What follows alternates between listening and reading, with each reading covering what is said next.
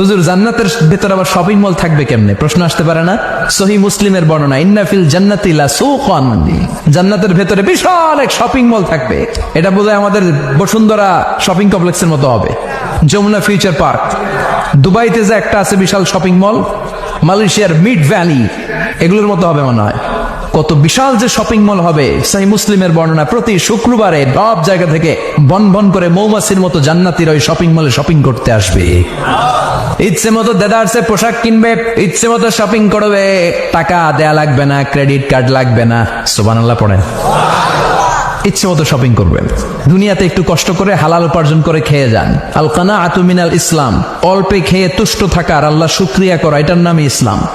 অল্প খাও, অল্প পড়ো, অল্প জমাও, অল্পের ভেতরে বরকত ঢুকাই দিছে কে? অনেকে দেখবেন অনেক খাই খাই নাই নাই করে, এটা যাদের স্বভাব তাদের কখনো বরকত হয় না। অল্প খাবেন, অল্প পড়বেন, আর হালালের সাথে সম্পর্ক করবেন। আল্লাহুম্মা কফিনি বিহালালিকা আন হারামিক ওয়া আগনিনি বিফাদলিকা আম্মান সিওয়াক। বিষ্ণুনবী দোয়া করতেন, আল্লাহ হালালকে আমার জন্য যথেষ্ট করেন, হারাম থেকে আমারে বাঁচিয়ে রাখেন। পড়েন আমিন। হালাল অল্প হলেও হালালে বরকত আছে না নাই? হারাম বেশি হলেও এটাতে কোনো বরকত নাই, ঠিক কিনা?